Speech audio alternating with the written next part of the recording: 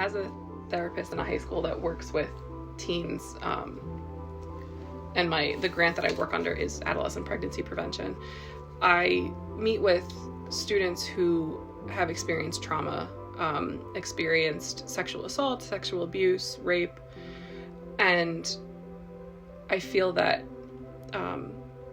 the part of advocacy that I am most involved in is just kind of talking to these young people, and they're anywhere from 14 to 18 years old, and I have students who come in that are maybe not informed, or at the very least ill-informed. I have students who are 16, 17 years old who are having sex, who have never been to a gynecologist before, and I try and explain, like, hey, listen, that's a really important thing for you to do, and they're not hearing it at home. Whoever they live with, whether it's mom or dad or a different caretaker of some kind, isn't prioritizing that, and I find that to be a really big problem in the county that we live in. Despite living in a blue state, we're in a red county, and it's abundantly clear that there's a significant lack of access to reproductive health options and information about reproductive health, and there's very little advocacy, if any. So the students that I work with and the groups that I run and the conversations I'm having on a regular basis are very telling with respect to what social media is informing kids on, and what parents are or are not doing. And I can count on one hand how many students I've spoken to that say they have very open and honest conversations at home about sex, about reproductive rights, about reproductive health. And I think my experience with reproductive rights has changed since I've gotten older. When I was in high school, I was pretty staunchly against having an abortion myself. I didn't really care if other people had one, but I was always very pro-life for me, pro-choice for everybody else, because it felt like the most kind of authentic way to think about it. Because what someone else does with their body is really none of my business. But as I got older, and I had my own child, and I had my own experience with being pregnant and having a miscarriage and then having a child, I was thinking more of, for myself, like, if something were to happen and I don't want to have any more children, would I have an abortion? And my answer was always like, yes, because it felt like, the thing that made the most sense for me, and it didn't really scare me. And, I've heard about a lot of women speaking out there about their experience. After I got married, my husband and I wanted to have kids. We struggled for a year and a half, and in that time I had a miscarriage, which I believe is medically called a missed miscarriage. So I started to miscarry, and started bleeding and kind of knew something wasn't right.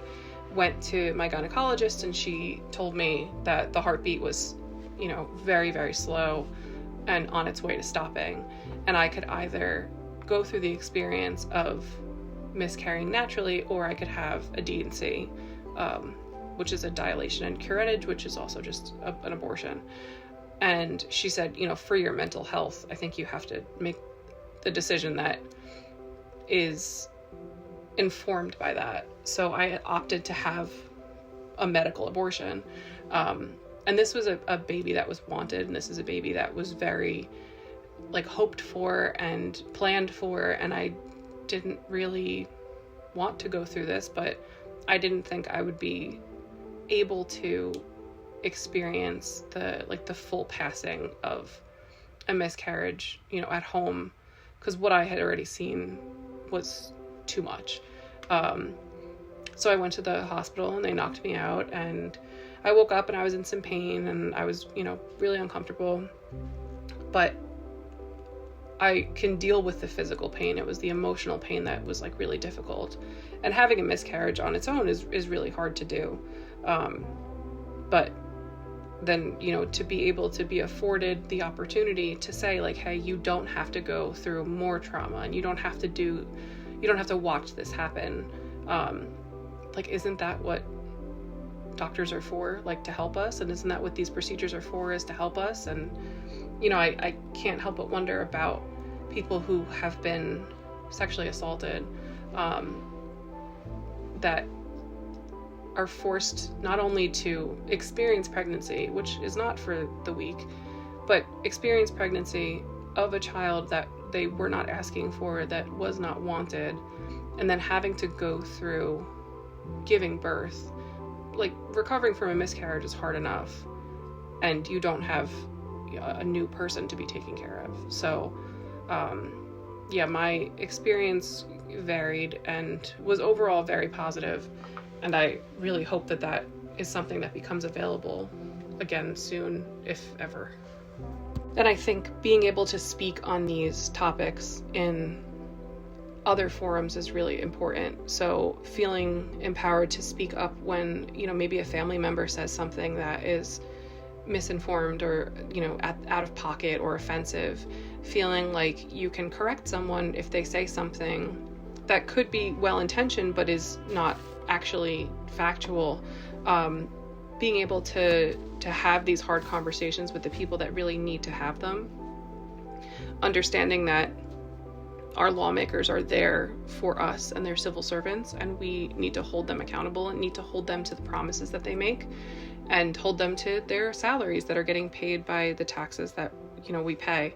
I think amplifying voices, especially amplifying voices of people in the LGBTQ plus community, people of color, specifically Black women, because maternal health rates for Black women are abysmal, and talking about that and understanding why and amplifying those stories and giving those stories the highlights that they need and the platforms that they need to be heard, because they're not being spoken about enough. And trying to not only have a conversation, but have an inclusive conversation, have a conversation that is intersectional, that allows the voices that are not being amplified to be amplified. Someone who might not be directly affected by changes, so maybe someone who's a cisgender man, or even a cis man in a relationship with another cis man who's, they're not affected by reproductive rights that have to do with people who are able to get pregnant or people with uteruses or anything like that. Just taking a step back and listening, speaking up when they're not there to speak up for themselves, understanding that it's not your time to be centered, but it's time to center other voices.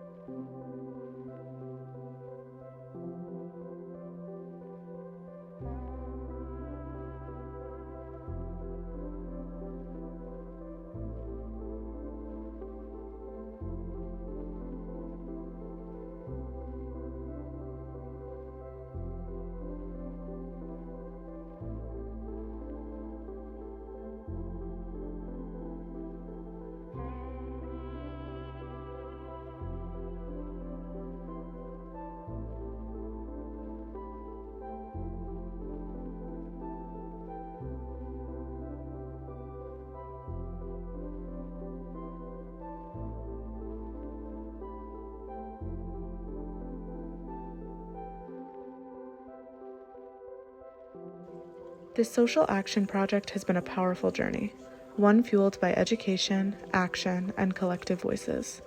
Through interviews, petitions, and social media campaigns, we have raised awareness, sparked conversations, and empowered others to stand up for bodily autonomy and access to care. While this project may be coming to an end, the fight for reproductive justice continues. Change doesn't happen overnight, but every signature, every post, and every conversation brings us one step closer to a future where reproductive rights are protected for all. Together we can keep the momentum going and continue to make a difference.